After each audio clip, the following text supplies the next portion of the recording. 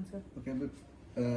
Sebagai pemuka agama mungkin melihat sebuah pernikahan siri itu di pandangan agama seperti apa sih, Bu? Kalau Dijabarin menurut Habib dulu. sendiri. Pernikahan siri itu sebetulnya nggak ada definisi siri terus dan lain sebagainya, itu nggak ada. Nikahnya nikah gitu. Secara agama itu berbagai madhab itu beda-beda. Ada madhab yang bicara kalau si posisi perempuannya itu sebagai janda, maka dia boleh mengawinkan diri sendiri. Jadi bisa menjadi wali. Itu ada madhab tertentu. Kalau Syafi'i memang nggak boleh. Terus tidak perlu pakai saksi. Kalau Syafi'i pakai saksi. Ada Hambali, Hanafi, Maliki madhab ini. Kalau saya tambahin lagi madhab Ja'fari, Imam Ja'far gitu, 5 madhab. Nah, kalau 5 madhab ini setahu saya hanya Syafi'i yang mengharuskan untuk menghadirkan saksi, terus mengharuskan untuk menghadirkan wali. Nah, tapi di beberapa mazhab lain itu tidak perlu wali. Kalau dia janda atau dia sudah tidak perawan lagi, itu boleh mengawinkan diri sendiri, punya hak untuk mengawinkan diri sendiri dan tanpa saksi. Jadi pernikahan dalam Islam itu sakral karena saksi ininya adalah perkawinan antara dua makhluk, laki-laki dan perempuan, karena Allah. Jadi berat betul itu dilanggar. Saksinya itu Allah. Sehingga dalam pernikahan yang dilakukan oleh seorang janda itu, pertama dia boleh mengawinkan diri dia sendiri kalau janda atau yang sudah tidak perawan lagi. Kedua, tanpa saksi. Jadi walinya si janda itu sendiri, saksinya tanpa saksinya cukup Allah. Jadi dia cukup, saya nikahkan diri saya sendiri dengan Anda dengan mas kawin sekian gitu. Terus laki-laki cukupnya qabil tuh, saya setuju, salaman, selesai. Islam prinsipnya satu, menghalang-halangi orang untuk berbuat zina, mempermudah orang untuk kawin karena Allah. Jadi yang diberatkan itu zina, nggak boleh zina, haram, hukumnya berat. Tapi kawin dipermudah, sehingga dengan adanya peraturan begitu, sebetulnya perzinahan itu sudah nggak ada lagi di Indonesia. Dengan nikah yang seperti yang saya ucapkan tadi, segampang itu, yang perempuan yang punya hak. Saya mau mengawinkan diri saya sendiri dengan Anda, dengan mas kawin sekian. Nah, kalau laki-laki setuju langsung saya qabil itu, setuju. Kalau nggak setuju kan, yang punya hak kan perempuan itu malah justru ini memperkuat perempuan. Maaf, ketimbang yang dilakukan oleh Arab itu yang di Cianjur, di Puncak itu, nikah yang secara kontrak, bukan kontrak sebetulnya. Nikah biasa juga. Kalau kontrak masih bagus. Nikah biasa tanpa tahu si perempuan itu mau diceraikan kapan, 2 hari 3 hari dia di Indonesia, pulang ke Arab, dikirimi surat cerai. Tapi kalau nikah siri ini atau nikah yang biasa dilakukan di sini, perempuan yang punya hak, lakinya nggak punya hak. Kalau yang dilakukan oleh Arab brengsek itu, yang di Puncak itu, kan perempuannya diem aja, nggak punya hak seolah-olah. Padahal dalam Islam yang punya hak itu perempuan, terutama untuk janda atau yang sudah tidak perawan. Saya mau kawin dengan Anda, tapi saya minta mas kawinnya rumah satu, anak saya ditanggung, duit 50 juta setiap bulan. Itu yang punya hak perempuan. Mau, ayo kawin. Saya kawinkan diri saya sendiri dengan Anda, dengan mas kawin sekian, dibayar tunai. Nah, itu mengikat. Saksinya Allah. Nah, perempuan itu tahu, gak bisa dicerai sembarangan.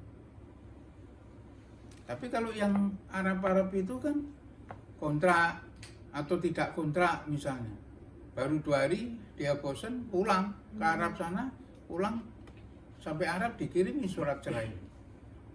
Si perempuannya dapat apa? Tapi kalau yang tadi, yang siri tadi kan perempuannya ngasih syarat. Saya mau kawin dengan Anda. Ayo saya kawin. Tapi syaratnya ini lengkap. Kalau you gak mau bisa memenuhi syarat, ya nego. Ya udah saya nggak bisa syarat kamu. Bisanya saya 50 juta sebulan misalnya. Oke, clear. Tapi perempuan yang punya hak, bukan laki-laki. Artinya Inara seharusnya seperti itu, gitu. Iya. Oh.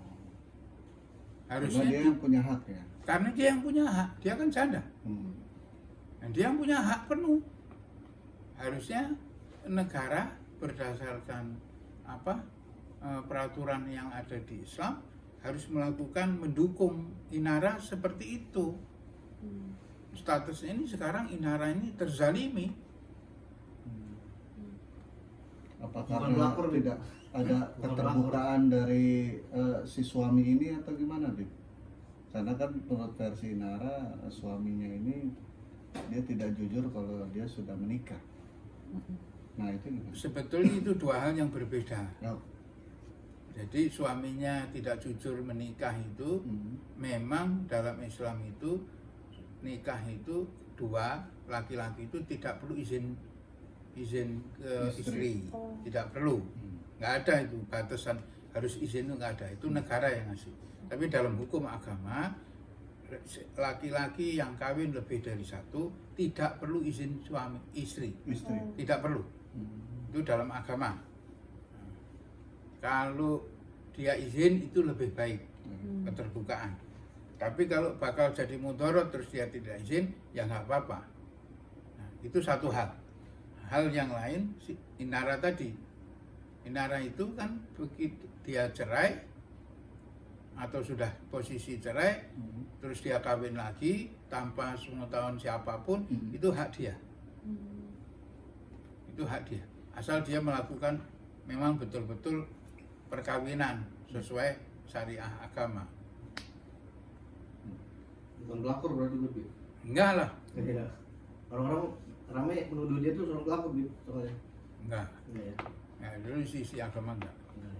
Tapi kalau di undang-undang KUHP-nya sendiri kan termasuk perzinahan. Itu kontradiksinya seperti apa, Bib?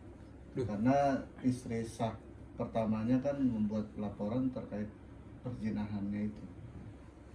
Ya tadi saya bilang kalau dari sisi agama itu bukan zina. Ya. Mereka kawin resmi tanpa izin. Nah, memang agama tidak mengharuskan suami yang mau kawin lebih dari satu untuk ada izin dari istrinya. Kalau istrinya melaporkan secara pidana itu, kalau menurut saya dia tidak ada yang dilanggar dari sisi agama. Nah, tinggal masalah pidana negaranya ya selesai, gitu loh, selesai. Tapi secara agama dia tidak melanggar, karena tidak ada keharusan suami untuk melapor istri pertama untuk dia kawin lebih dari satu, nggak ada, kewajibannya nggak ada. Jadi cuman ada hal dari KUHP yang baru kalau nggak salah yang dilanggar itu urusan beda, urusan dia dengan negara, bukan dengan agama. Kalau istri pertamanya itu tahu tentang agama, mestinya dia tidak menuntut, karena itu satu hal yang berbeda. Baiknya seperti apa langkah dan upaya Inara sendiri nih, karena kan dia sudah punya sebuah laporan atau permasalahan hukum. Baiknya seperti apa untuk Inara sendiri, Bib? Kalau menurut saya baiknya restoratif justice. Ya diskusi baik-baik itu yang paling baik dari sisi apapun. Kalau ribut itu yang untung itu nanti pihak luar, pasti itu.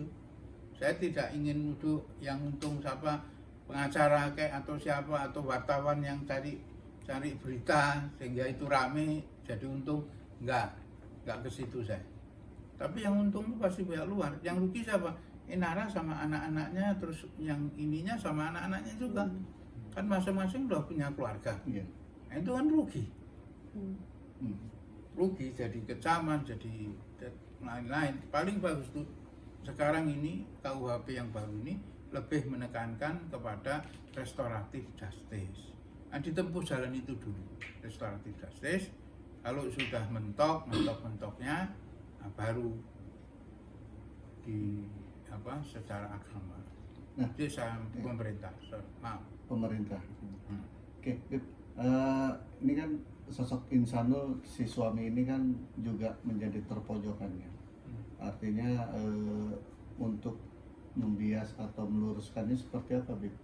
Karena kan tadi Habib bilang kalau versi agama laki-laki yang ingin menikah lebih dari satu istri kan tidak harus izin. Nah, baik izin gitu. Nah, meluruskannya seperti apa, Bib, untuk Insanul nih namanya? Suami. Ya, kalau suaminya, kalau istri itu bisa diedukasi bahwa agama tidak mengharuskan dia memberi izin dan dia tidak ngotot karena dikasih celah oleh negara untuk mempidanakan, ya tentunya bicara baik-baik itu lebih bagus buat pribadi, buat anak-anaknya. Kalau memang tidak ada kecocokan, ya udah pisah. Nggak usah pakai pidana-pidana gitu kan, kasihan anak-anak. Ini pisah baik-baik, udah nggak ada kecocokan. Karena apa? Pengetahuan agamanya beda-beda berarti. Ya, mungkin yang Ihsanul ini berdasarkan agama, tapi yang perempuannya ini tidak berpikir secara agama, berpikirnya secara pemerintah. Nah, kalau dua-duanya berpikir positif tentang agama, hukum agama itu tentunya lebih mengikat daripada hukum negara. Kalau hukum negara masih bisa dengan cara restoratif justice, itu dikasih jalan oleh negara. Tapi kalau hukum agama kan hitam putih, jadi boleh-boleh, enggak gitu. Nah, di Quran itu jelas nyatakan jangan kamu mengharamkan apa yang sudah dihalalkan Allah. Jangan kamu mengharamkan bahwa si Ihsanul ini kawin lagi diharamin karena tidak izin, sementara itu dibolehkan oleh Allah. Itu nggak boleh sama Allah di Quran itu. Oke. Terima kasih Habib.